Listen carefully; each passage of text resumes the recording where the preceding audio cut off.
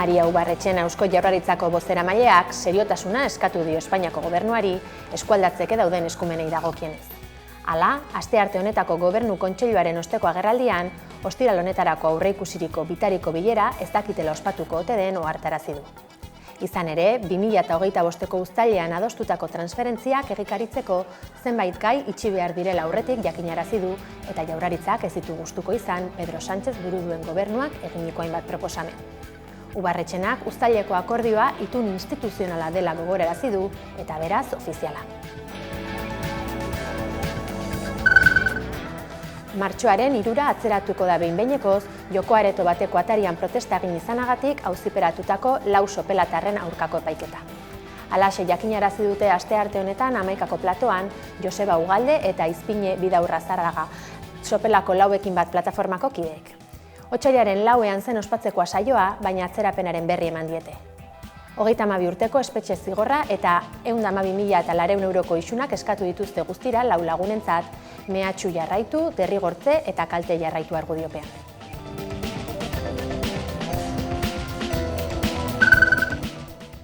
Elak Barakaldoko Gurutzetako Unibertsitate Ospitaleko larrialdien egoera salatu du astearte honetan. Sindikatuaren arabera, zerbitzua kolapsatuta dago 2025ean lankargak gora egin ostean. Irailaz geroztik areagotu da bereziki karga eta horren ondorioz, gaixoak pasilloetan artatzea ohikoa eta egunerokoa dela ohartarazi du.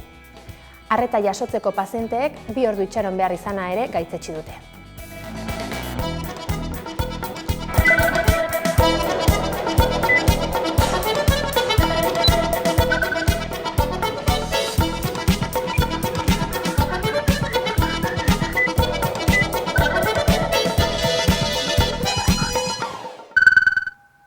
Gabon guztioi eta ongi etorri urtarrilaren 13ko albistegira. Iruñeko udalak nazioarteko arkitektura lehiaketa jarri du martxan erorien monumentuari esanahi berria emateko asmotan. Hala, memoria museoa ezarri nahi dute bertan, memoria demokratikoa errekuperatzeko arduradunen esanetan.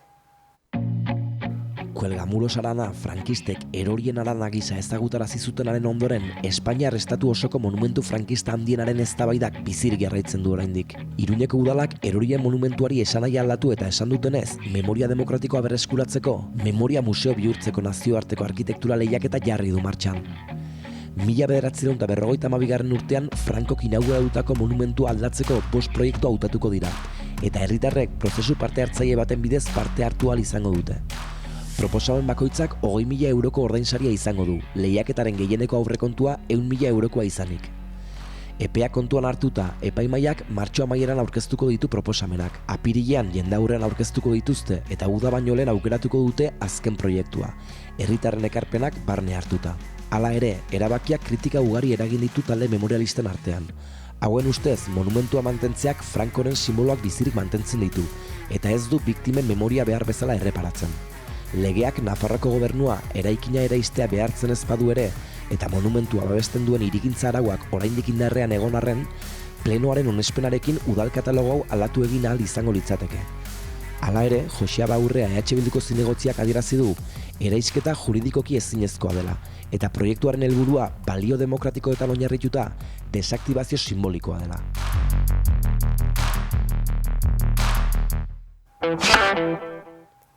Auzoan bizi etxebizitza sindikatuak Beraka programak Gasteizko Aldezarreko etxebizitza bloke bateko familia guztiak etxegabetu nahi dituela salatu du. Hori gaitzesteko elkarretaratzea egin dute astelehen honetan, baita eraikina berriz zendatu ere. Beraka programak Gasteizko Aldezarreko etxebizitza bloke bateko familia guztiak bota nahi dituela salatu du auzoan bizi etxebizitza sindikatuak. Berez etxegabetzea astelehen honetan burutu behar zuten, baina auzokideak batu eta ohartarazi dute oraindik ez denez prozesu judizialik hasi legalki ezin dituztela etxegabetu. Gauzak horrela, ustu nahi duten blokea Hogar Belen izenez ezaguna eta euren hitzetan kristautasunari erreferentzia garbia eginez berri sendatzea erabaki dute. Azaldu dutenez, hemendik aurrera bait izango da. Zizjordaniako hiriaren arabierazko adiera hartuta. Sindikatuak ziurtatu du etxegabetzea burutuz gero hainbat familia adin txikiko aurrasko tartean kalean geratuko direla, eta gainera hoietako asko ez dutela etxebizitza alternatibarik. Era berean azaldu dute, naiz eta berakak bidalitako gutunetan negoziatzeko prestutasuna azaldu, errealitatean ez dutela inolako bilerarik egin nahi izan. Auzoan bizik gogora ekarri du ez dela lehen aldia berakak programan parte hartzen duten familiak etxegabetzeko mekanismoak martxan jartzen dituela. Izan ere, jakinarazi dute 2023 eta 2024an 3 familia kaleratzeaz gain, haien jarduteko moduan argi mozketak, familienganako tratu iraingarri eta arrazistak, eta mehatxuak ohikoak izan direla. Gasteizko beraka programa hau hainbat parrokietako gizarte ekintza da, eta hiriko Elizbarrutien Laguntza Vital Fundazioaren finantzazioa eta dohaintza anonimoak ditu. Elhuyarrek Leiho Morea webgunea aurkeztu du gaur. Bertan, eduki feministak bateratzeaz gain, hiztegi terminologikoa eta ikusentzunezko eta idatzizko euskarazko lehen korpusa izango dira eskuragarri. Astearte honetan, Elhuyarrek Leiho Morea webgunea aurkeztu du, feminismoarekin lotutako edukiak euskaraz biltzen dituen plataforma berria. Idatzizko eta ikusentzunezko edukiak uztartzen dituen euskarazko lehen korpusa da. Aurkezpena goizean egin dute Usurbilgo egoitzan. Bertan parte hartu dute Itziar Kortez Etxabe Elhuyarreko hizkuntza eta teknologia unitateko koordinatzailea eta Margaret Bullen EHUko berdintasunerako zuzendaria. Bertan, hizlariek azpimarratu dute berdintasun errealerako eta gizarte justu baterako bidean ezinbestekoa dela diskurtso feministan sakontzea eta diskurtso hori herritar guztien eskura jartzea. Helburu horrekin sortu da leihomorea.eus webgunea. Idatzizko edukiak eta ikusentzunezkoak bateratzen ditu eta feminismoaren inguruko ezagutza modu errazean kontsultatu eta ikertzeko tresna da. Ataria 2 atal nagusitan banatuta dago, hiztegia eta korpusa. Terminoak eta definizioak kontsultatzeko hiztegia 2020an aurkeztutako feminismoa eta berdintasuna hiztegiaren jarraipena da. Bertan jasotako oinarrizko kontzeptuei beste berriago eta adierazgarriago batzuk gehituz gaurkotuko da. Korpusak berriz idatzizko eta ikusentzunezko askotariko edukiak biltzen ditu. Besteak beste, liburuak, artikuluak, gidak, podcastak eta jardunaldiak, denak ere feminismoarekin lotuak. Proiektua EHUren berdintasunerako zuzendaritzak eta Deustuko Unibertsitateak babestu dute. Beste hainbat eragileren laguntzari esker gauzatu da ere, besteak beste argitaletxe, hedabide eta elkarteekin elkarlanean. Aurrerantzean horien eduki eta argitalpen berriak gehitzen joango dira webgunera eta aldi berean hauetatik sortzen diren kontzeptu berriak hiztegian jasoko dira. Bizkaian dago Iberiar penintsulako petrolio findegirik handiena. 60ko hamarkadan sortu zuten Petronor enpresa eta handik gutxira zabaldu zuten findegia. Hortik aurrera, petrolio industriak garrantzi handia izan du gurean eta gaur egun munduko ordena hankaz gora jarri du, besteak beste, Venezuelaren aurkako erasoagatik. Testuinguru horretan, Donald Trump Amerikako Estatu Batuetako presidenteak bilera egin zuen etxe zurian petrolio industriako ordezkariekin. Pasaden ostiralean Donald Trump Ameriketako Estatu Batuetako presidenteak petrolio industriako ordezkariekin bildu zen eta polemika piztu dute Josu Jon Imaz, Repsoleko kontseilari ordezkariak bertan esandakoak. Repsol Petronor Euskaldunaren 85%aren jabe da eta hain zuzen hemen Bizkaiko mendebaldean dago Iberiar penintsulako petrolio findegirik handiena.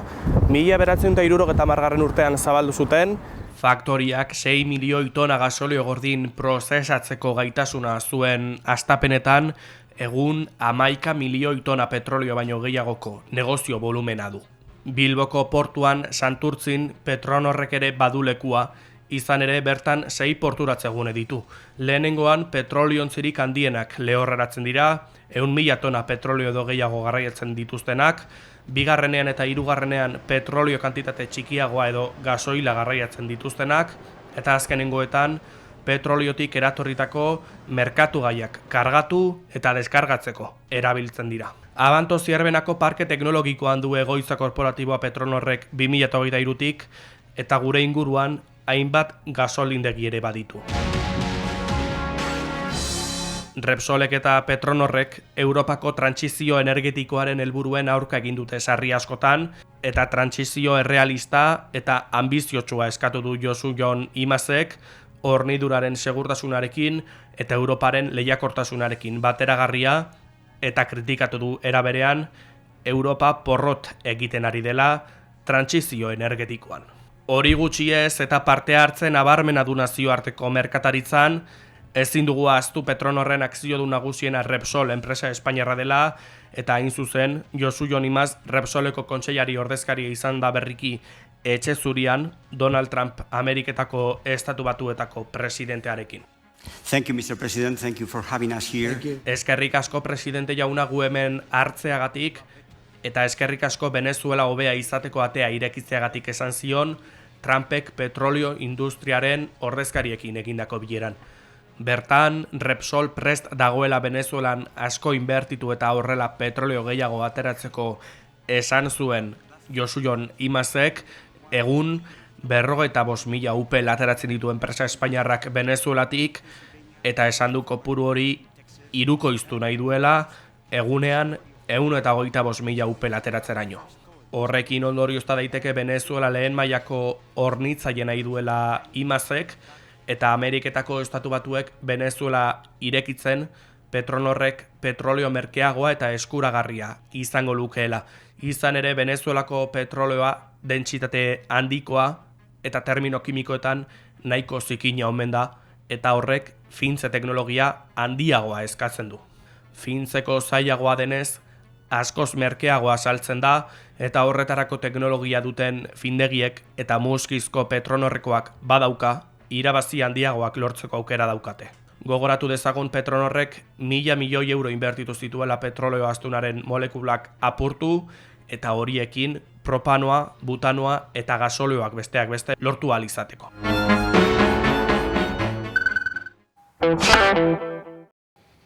Datorren otsailaren 4an, Sopelako 4 gazte epaituko dituzte herriko joko areto batean protesta egin izana egotzita. Prozesu judizialak kritika ugari jaso ditu eta herritarrak Sopelako 4ekin bat plataformaren inguruan bildu dira, laukide hauei babesa erakusteko. Eta gaurkoan hemen ditugu plataforma honetako bi ordezkari, Joseba Ugalde eta Izpine Bidaurrazaga. Arratsaldeon bioi. Egoera kokatzeko konta iguzue zein gertakari edo balizko zein gertakarigatik epaituko dituzten lagu gazte hauek. Bai, 2020 urtean Sopelan giro mugitua zegoen eta gertakaria bakarrik da aitzaki bat Sopelako gazte hauek epaitzeko eta Sopelan supermerkatu eraikitzeke zegoen supermerkatu baten aurkako plataforma bat sortu zen eta joko aretoaren aurkako mugimendua zegoen. Eta aldi berean pertsona ezberdinek joko aretoaren aurkako ekintza batzuk burutu zituzten eta horren eskusarekin edo epaituko dituzte. Ekintzaok egun zehatz batean kokatzen dira edo egun ezberdinetan zehar gertatutako zerbaiten ondorio dira? Hainbat ekintza egon ziren egun desberdinetan eta ekintza horiek gertatzen ziren bakoitzean joko aretoko jabeak udaltzaingoetara jotzen zuen hauek salatzeko. Izan ere aipatzen duzue, balizko ekintza hauek gauzatutako momentuan ere herriko hainbat gazteren eta aipatu duzun bezala udaltzaingoaren artean tirabirak ere izan zirela. Zer gertatu zen tirabira edo tentsio momentu horietan? Guretzat oso adierazgarria da, Izpinek esan duen moduan, batez ere 2020-2021 urte tarte horretan, udaltzaingoarekin hainbat arazo desberdin egon ziren, bai propaganda jartzearen, baita ere orokorrean aktiboki militatzen zuen kidego desberdinaren aurka jazarpen desberdinak ikusi ahal izan genituen, eta horren baitan oso adierazgarri dela uste dugu, bereziki kide baten aurka egon zen atxiloketa baten ostean honek kereila bat jarri izan zuela udaltzaingoaren aurka. Kereila hori onartuta, justo momentu horretan, ematen delako zuzen ere, prozesu judizialan eragina duen, pauso nabarmen bat dela, momentu konkretu horretan, batean, joko aretoaren jabeak, une horretan arte, denuntzia jartzen duen bakoitzean, inori identifikatzen ez duen arren, momentu horretan aldatzen duelako, kasualitatez, bere deklarazioa eta bertan identifikatzen dituelako momentu honetan ditugun 4 auziperatu horiek. Aipatzen zuen bezala, joko aretoko jabeak salaketa ipini zuen 2021 urteko hasieran, eta hor hasi zen prozesu judiziala, ezta? Ustezko akusatu hauek identifikatu gabe. Bai, momentu horretan, 2021 urte hasiera horretan, ekintza batzuk, margoketa batzuk egiten dira joko aretoan, eta ekintza horietako bakoitza ematearekin batera denuntzia bat jartzen du udaltzaingoan joko aretoaren jabeak, baina hasiera baten ez du inori identifikatzen. Eta esan bezala, kereila hori, udaltzaingoaren aurkako kereila hori onartu ostean, maiatzean, orduan bai bere deklarazioa aldatzea erabakitzen du, eta bertan identifikatzen ditu kasualitatez herrian aktiboak ziren 4 gazte desberdin, eta horretik guk ulertzen dugu modu batean edo bestean muntai polizial baten aurrean egon gaitezkela edo prozesuak behintzat badituela hutsune eta itzalgune asko ulertzen ematen digutenak nolabait hemen bazegoela asmo bat jende hau zigortzeko edo jende hau jasartzeko. Ze auziperatuei 3 delitu egotzi dizkiete, ezta? Mehatxu jarraituak, derrigortzeak eta kalte jarraituak ere. Zertan oinarritu dituzte akusazio hauek? Aurkeztu dute balizko frogaren bat akusazio hauek haietan oinarritzeko? Zehazki ze froga aurkeztu dituzten ez dagian arren, azpimarratu nahiko genuken gauzetako bat da prozesu guztian zehar froga falta oso nabarmena izan dela eta horren adierazle direla prozesu judizialan zehar ikusitako artxibatze saiakera desberdinak. Epaile zein fiskaltzak babestu dituzten artxibatze horiek. Orduan, argi eta garbi ikusten dugu prozesu honetan badaudela itzalgune edo hutsune asko, muntai baten aurrean gaudela azpimarratu nahi dugune oro, eta hor erakusten da benetako asmoa ez dela ekintza batzuk epaitzea, baizik eta pertsona batzuk eta haien lan politiko hori zalantza jartzea edo horrengatik jasartzea. Aipatu duzu, kasua dagoeneko bitan artxibatu da, fiskaltza ere erretiratu da, eta hala ere epaileak aurrera jarraitu du prozesu honekin. Zergatik uste duzu hartu duela epaileak halako erabakia? Ez dekugu oso horri egia zen, azkenean olako egora ikusita, guk espero genuena zen epaileak atzera botatzea epaiketa, eta horregatik atera zen hain berandu plataforma. Azaroaren hasieran edo urriaren bukaeran epaitutako kideak aurrebista bat zeukaten epaitegian ikusteko epaiketa aurrera zijoan ala ez, eta hor espero zen epaiketa bertan bera geratzea. Eta orduan ez dekogu oso argi zergatik epaileak hartu duen erabaki hori. 4 herritar hauek gainera gardentasunik gabe akusatu dituztela esan izan duzu, zergatik argudio hau? Guk gardentasun gabe edo batez ere azpimarratu nahi izan duguna, esan bezala izan da, muntai polizial baten aurrean gaudela, jende hau froga argirik gabe epaitua izaten ari dela, hasiera batetik prozesuak izan dituelako gainera gauza arraro desberdinak, Polizia Nazionalak atxilotu zituen, esan bezala deklarazioak aldatu izan dira behin baino gehiagotan hauek identifikatu arazteko, fiskaltza edo artxibatzea aukera desberdinak egon dira mahai gainean eta une hor egon da hor froga falta nabarmen bat, azkenean epaile batek bestela ez duelako artxibatzen alde egiten, eta horregatik esaten dugu gardentasun falta bat badagoela, prozesu gainera asko luzatzen ari da, orain dela 5 urte gutxi gora bera eman ziren ustezko gertakari hauek, eta oraindik ere ez daukagu honen gaineko erantzun bat, orduan guk horregatik ere azpimarratzen dugu prozesuak ere badituela bere argi ilun nabarmenak. Muntai poliziala aipatzen duzu eta baita ere auziperatutako 4 gazteak badirela nolabait mugimendu herrian eta zehar mugimendua dutenak. Gizartearen mobilizazioa zigortzeko edo auziperatzeko modu bat bezala ikusten duzute prozesu hau?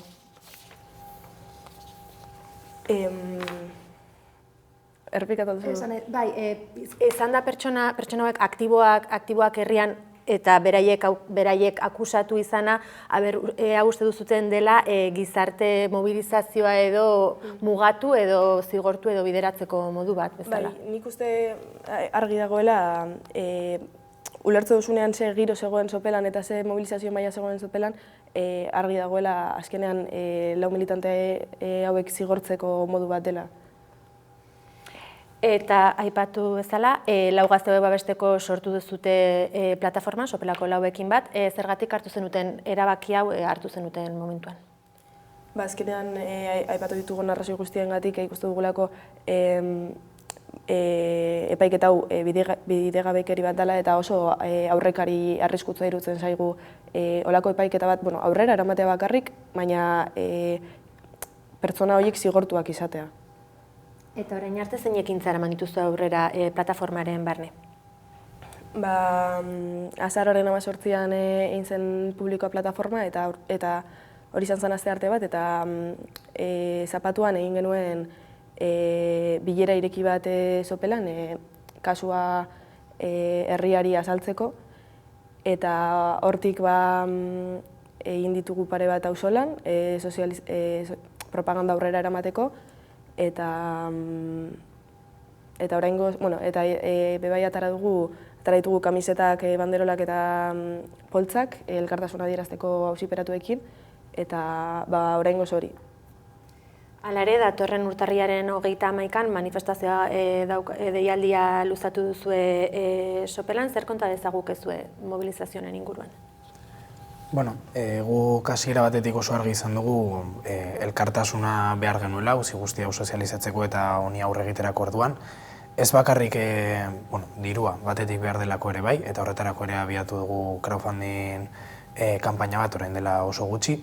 Baina batez ere oso argi genuelako, nahiz eta epaitegi barruan emango den auziari erantzuna, oso argi genuelako zenbat eta babes gehiago lortu kalean eta herrian orokorrean orduan eta aukera gehiago izan genitzakelako edo orduan eta babestuago izango zirelako auziperatu hauek. Horregatik guretzat ezinbesteko izan da une oro babes hori jasotzea, forma desberdin bitartez, izan elkartasun argazkikin, zein kasu honetan 31an egin nahi dugun indar erakustaldi horrekin. Esan bezala, modu albezen garbienean edo adierazgarrienean adierazteko herria ez dagoela epaiketa honekin ados eta babestu egiten dituela 4 auziperatu hauek. Herriaren babes zabala aurre ikusten duzu mobilizazionetan? Uste dut orain arte izandako prozesuak edo lortutako egindako ekintza desberdinak, nahiz eta igual xumeak izan, erakutsi dutela babes oso zabal bat herriaren eta batez ere eskualdearen aldetik. Laguntzaile sare bat antolatzea lortu dugu ere, eta bertan hainbat jende dago, orokorran propaganda aurrera eramaterako orduan, zein bestelako babesa edo gauzak antolatzerako orduan. Ikusi dugu jendeak baduela kontzientzia argi bat gaiarekin, baduela gogoa parte hartzeko, eta behintzat horrek posten gaitu. Ez eta goera tristea edo lazgarria izan, horrek betetzen gaitu eta aurrera jarraitzeko indarra ere ematen dugu.